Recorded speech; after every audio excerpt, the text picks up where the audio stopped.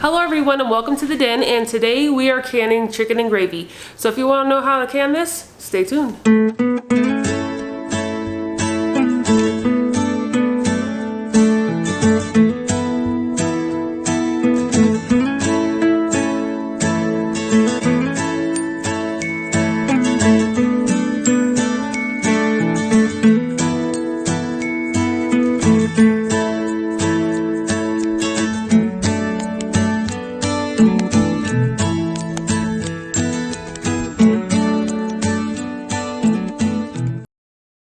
Okay, so chicken and gravy, that recipe is going to come from this book here.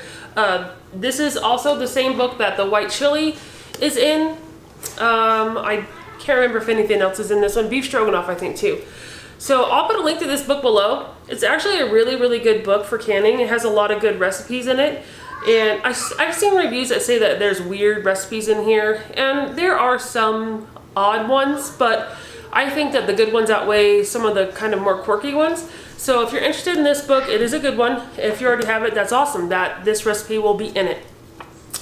So for the ingredients today, you're going to need chicken. And this is about 7 pounds because I'm going to do 7 quarts today. And I have my chicken stock here. So you'll need some chicken stock or broth or bouillon, whatever you have. Some onion. I have some mushrooms. Now the recipe calls for potatoes, but I'm not going to put potatoes in mine because I think that chicken and gravy and potatoes is kind of weird.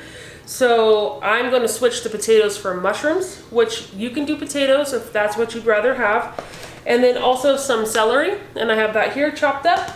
And then I'm going to have garlic in mine. It doesn't call for garlic in the recipe, but I put garlic in everything, so it's definitely going in there. And some poultry seasoning.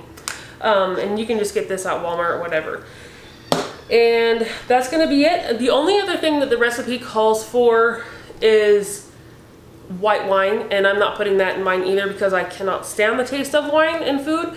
So you can definitely add that. It's definitely going to add a different flavor profile, but I don't want that in mine, so I'm going to leave it out, and it's okay to do that.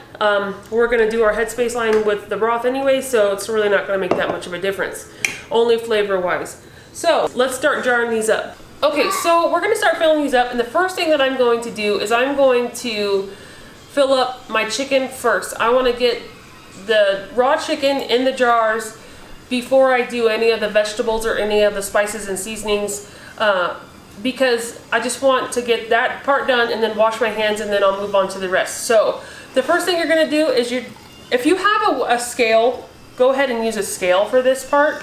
It's much easier if you know exactly how much is going in here, but like in my beef stroganoff video, my scale battery is dead and I haven't replaced it, so I'm going to wing it.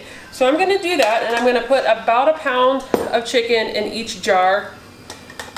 And it usually, like if it's not packed in there, looks about halfway up the jar, so I'm going to go with that, and then I'll be right back.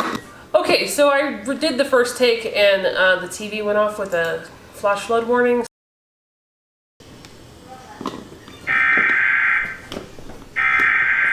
So let's start this over.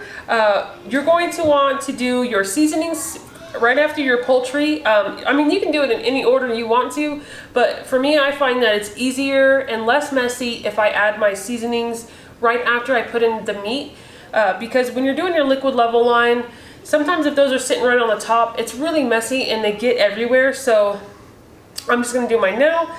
And the first one is, the recipe calls for 2 teaspoons of poultry seasoning, but I'm only going to use 1 because this is a strong flavor, and you can always add more after. And I'm not a huge fan of rosemary, so I'm just going to do 1. Feel free to do 2. Then I'm going to do my garlic, and it's going to be about 1 heaping teaspoon of garlic.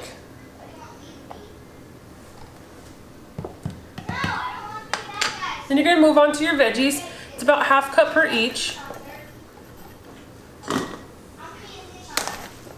So 1/2 cup of onion, 1/2 cup of celery, 1/2 cup of mushrooms.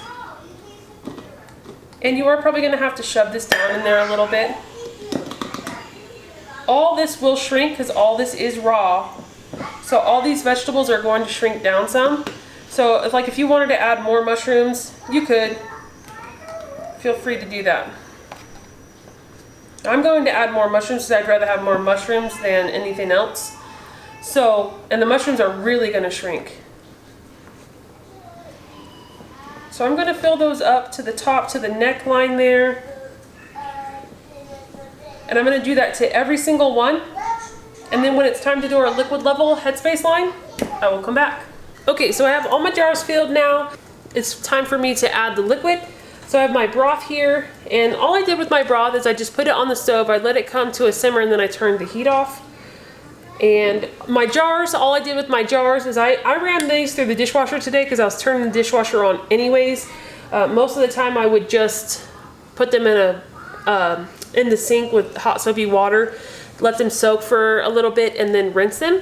But that's all I did. And then you just hot soapy water with your bands and lids too. So I'm going to start my liquid fill now.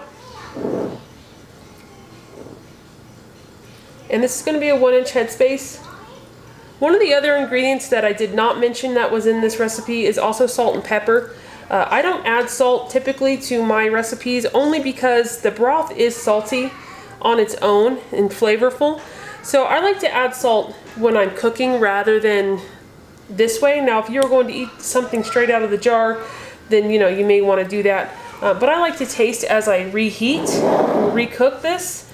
So that's why I don't do that. And also I just don't like the flavor of pepper, so I don't add that too much. So if you have one of these tools, if you're thinking about starting to can, one of these tools is really worth its weight because the teeth here will show you what your headspace line is. And so here, this last notch here is my 1-inch. And you just set that on the rim of the jar like this. And it tells you that you're there. So this one is about good. I could add even a little bit more, but I haven't debubbled yet. So you're not checking headspace until you debubble. So I'm gonna go ahead and show you the debubble process.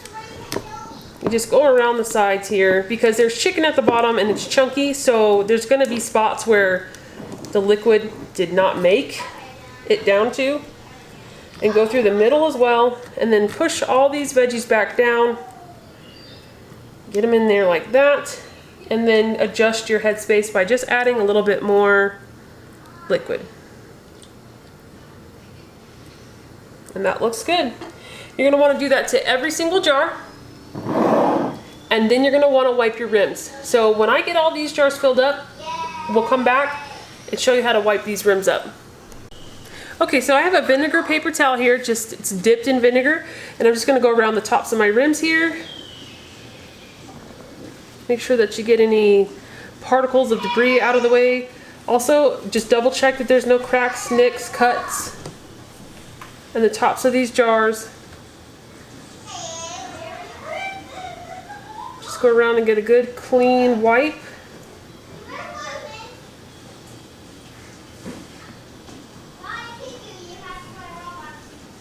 Okay, and now we're gonna put our lids on. Okay, so what I forgot to mention when I was talking about switching out the potatoes and the mushrooms is anytime that I can something, I really like to have variation in what I can.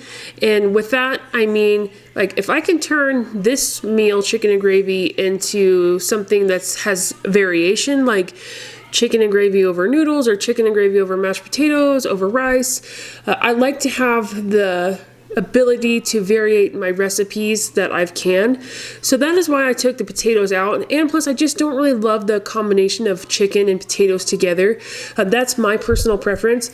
But by taking the potatoes out, it also allows me to put this recipe over mashed potatoes, which most of my kids love. I only have one kid that's a weirdo and doesn't like mashed potatoes. But that's why I choose sometimes to alter the recipes a bit. And as long as you're using safe canning practices, you can alter things as long as you know it's safe to can those items. So switching out mushrooms for potatoes really isn't going to change anything. It's not going to change anything at all. So, you know, if you didn't like celery, you could change that out for something like, I don't know, corn or something like that. You're still canning raw meat, so you're still going to have that 90-minute process time on a quart and 75 minutes on a pint. So with that being said, I just wanted to make sure that I got that in there because I totally forgot to say that. And Anyways, I hope you enjoyed this video, and I hope that maybe make you want to subscribe to this channel and help me grow this channel, because it really means a lot to me, and I really am truly grateful for all of you that do subscribe. So let's get back to it. Always make sure that this thing always moves up and down, which it's doing freely, and I have my heat at about medium. I have 3.5 quarts of water inside the canner. That's what mine calls for. And now we are just going to wait for this to vent. Okay, so in all my videos, all my previous videos to this one, I have shown every cycle after this. And this one I'm not gonna do that just because I think it gets kind of repetitive. So I'm just gonna give you kind of a rundown of what's gonna happen. This is gonna come to a vent, and I'm gonna let it vent for 10 minutes. And venting is when a steady flow of steam comes out of that vent pipe. Start your timer for 10 minutes. After that, once your timer expires, throw your weight on, and then you wait. For mine's a dial gauge canner. It's not a weighted canner. It's not a weighted gauge canner. So I'm going to throw my weight on top of my pipe at the end of that 10 minutes, and I'm going to wait for that, for my dial gauge to get to my pressure point. My pressure point for my elevation is 13 pounds of pressure. So it could be different where you live because your elevation may be more or less. So once mine gets to 13 pounds of pressure, then I can start my timer. And anytime that you're doing raw meat, beans, anything like that, you're gonna wanna do a 90-minute timer for your processing time. So once you get to your pressure point, then start that timer. So once this gets to 13, like I said, I will hit my timer for 90 minutes. And during that whole entire time, you're just watching your canner, the pressure. You don't want it to go under 13 or whatever your pressure point is. You don't want it to go under. If it goes under, you have to bring it back up to the pressure point and start your timer all over again, and nobody wants to do that. So it's okay if it goes over. Like mine will sit about 15. It just kind of sits around 15, and I know where on the knob to keep my heat at, to keep it around 15. And I keep it around 15 because I don't want it to go under. It's okay to go a little bit over. Watch your gauge though. You don't want it to get too high in pressure. So that's all you do. And then once that timer runs out and it expires, you just turn your heat off. You don't do anything to the canner at all. It's under pressure at that point still, a lot of pressure. So don't touch your weight or anything like that. Just walk away from, just turn the heat off and walk away. So once this whole process is done, and like I said, if you want to see every single step, watch one of my previous videos, like my white chili or my chicken noodle soup. Any of those is going to have, any of my pressure canning videos previous to this one is going to have every single step in the video. But once we get done and this whole process is done, then I will come back and I will show you what they look like when they're done. Okay, so I'll see you in a little bit. Okay, so it's been a couple hours and my canner has come down to pressure. My dial gauge is at 0. My safety valve here has dropped. So I'm gonna remove the weight, make sure no steam comes out. Like I said, it's been a while. So I'm gonna take the lid off. This can still be very hot, so make sure you just move it. Try to open away from your face and move the lid off quickly.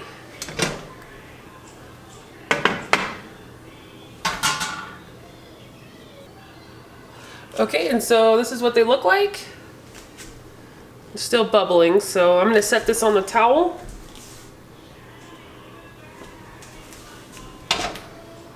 And I'm gonna get these all out of the canner. Okay, so they're all out of the canner. Everything looks good. They are bubbling away here. They're still very hot. I set them on a towel. The only thing that I'll do tomorrow, like everything that I can, I'll give the jars a quick wash, remove the bands, label them and date them, and then I'll put them away on my shelf. And this will be good to go for whenever we need a quick meal.